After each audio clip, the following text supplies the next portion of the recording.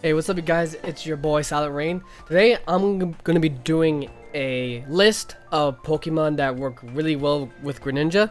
I think that having this video would be great for any sort of Greninja players that maybe have a duo partner and maybe they don't know what their partner should go in terms of a Pokemon that works really well with Greninja. So, I'm gonna let you guys know what Pokemon works well with Greninja. And by the end of this video, you'll know like which Pokemon works the best with Greninja. If you guys like this video and subscribe and hit that notification bell, and let's get on with it.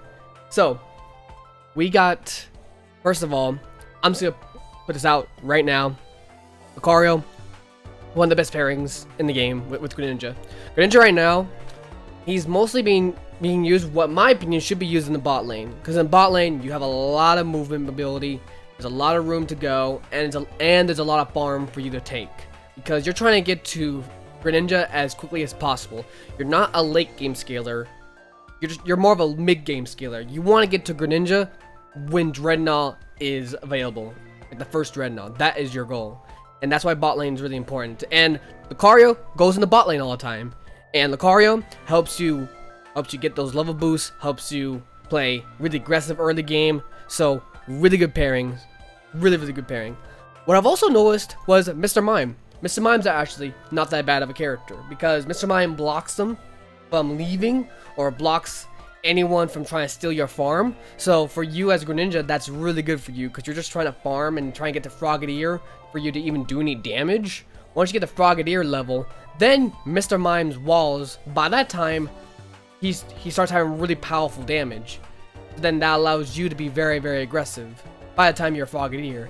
And if you get those early kills with Frogadier and Mr. Mime, then you control bot lane really well, and you get to Greninja way before Dreadnought. I think Mr. Mime's a great pairing, but not a lot of people play Mr. Mime, so you're not gonna get that all the time. But if you have a duo partner that loves to play Mr. Mime, honestly, do bot lane duo with Greninja, Mr. Mime. It's not that bad. Mr. Mime is very healthy. He's very tanky. He could definitely soak damage for you as Greninja. Now we'll start moving on to pairings that I would say don't lane with. First one comes to mind, Venusaur. It's not because Venusaur is a bad character, but because Bulbasaur, besides the early game damage, he can't tank as well. Just can't tank anything for you, and as Greninja, you're very squishy in the early game.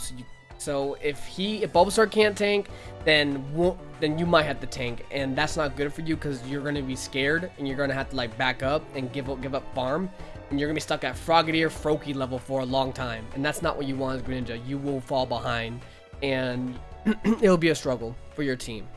So definitely do not choose Venusaur with Greninja. That is not a great pairing. Another one that is not a great pairing is Charizard. Charizard, again, kind of same thing as Venusaur. They're both really squishy early game. They don't really bring much to the table. It's the same concept. They just don't bring much to the table. I would only say maybe if you have a jungler that's always going to gank bot, then it's fine with Charizard Greninja, because Charizard Greninja does a lot of damage early. They just can't like take damage, so that's the only problem. Then another decent pairing. This is like, it's like good pairing, good pair. Eldegoss Greninja. It's pretty good. It allows you to play very aggressive, like in the early game. The only drawback is that if Eldegoss doesn't get to level 4 quickly, then it becomes a struggle, because then she can't really do what she wants to do, which is heal you and protect you. And if she can't get to level 4, then she can't do her job. So I would prioritize getting her to level 4 as quickly as possible. That way she can allow you to farm safely, even when there is a jungler ganking your lane. Then I would say another good pairing, definitely Cinderace. Cinderace brings a lot of damage to the table, and he's safe. He basically is that long-range pressure that people have to fear. If people are trying to kill you as Froakie or even Frogadier, Cinderace gets to do whatever he wants at range. And so, this is how I see Cinderace and Greninja. I think they're a great pairing, because, for one, if Cinderace is taking the damage, if he's getting aggroed, then that means Greninja can do whatever he wants. He can get in and get up close and attack them while they're distracted with Cinderace.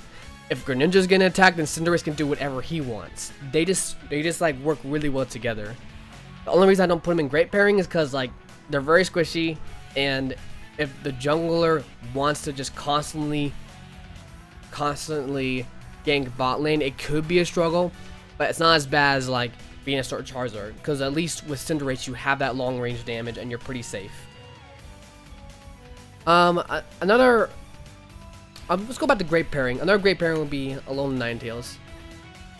I know you're seeing a trend of like, you know, most of the great characters are up here and most of the bad characters are down here, but Alolan Ninetales she freezes them, she does a lot of decent damage, she pokes from far, she helps you from not getting your farm stolen, so she just is a great pairing overall. Very safe pairing. I wouldn't say it's a very aggressive pairing. Like, if you want to be very aggressive, I would definitely choose Lucario or Mr. Mime for very aggressive play. Ninetales is a very safe pick. Very, very safe pick. There's nothing wrong with Ninetales. Great pairing. There's no drawbacks. Besides, you can't be super aggressive compared to Lucario and Mr. Mime. Then we move on to Snorlax. Snorlax is okay. Actually, I just went okay. Snorlax, he's down to take damage, and you know he'll be very aggressive, but he can't support you if, let's say, you're getting ganked. You know, if he's up front taking most of the damage, trying to help you get farm, but then like a Gengar jumps on you, Snorlax can't really help you out. Mr. Mime, Ninetales, and Lucario, and even Eldegoss and Cinderace can help you, but Snorlax can't really. The only thing he provides is aggressive laning. He can't provide support. Gardevoir, again, an okay. It's only okay because Gardevoir has that long range, and as Froakie, you can definitely play aggro, knowing that there's a Gardevoir behind you, spamming away on anyone that tries to gank you. So they're gonna be taking a lot of damage, basically. The enemy team's gonna be taking a lot of damage, so you can use that to your advantage as Frogadier. Garchomp, not so great. Same thing with these two pairings, just late game scaler. Doesn't really provide much to the laner. You're gonna get bullied super hard. This is what it is. Cramorant he's okay. I would say I'll say good pairing.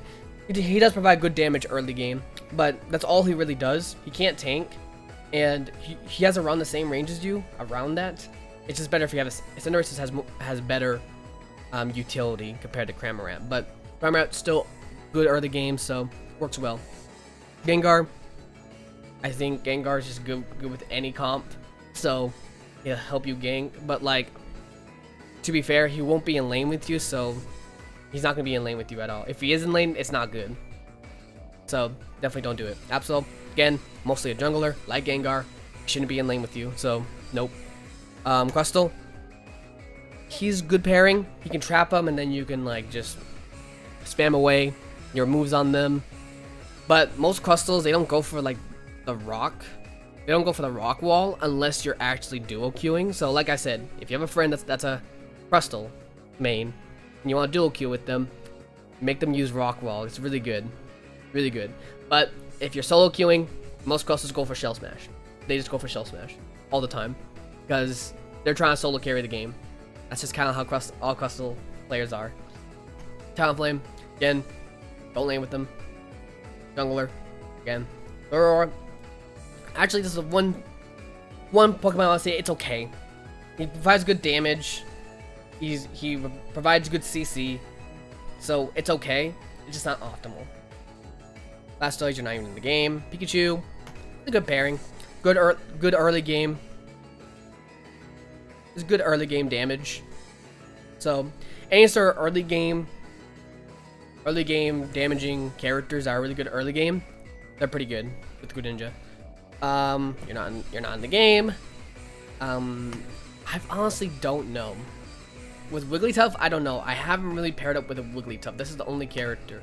I think it's okay because she provides CC and she takes aggro, so I think it's okay. I don't know how good it is. Machamp is a good pairing. It only sucks if you're getting bullied hard and he can't get to Machoke or Machamp. If he gets to Machamp pretty early, then it's really good. And Slowbro, kind of the same vein as Snorlax, doesn't really do much.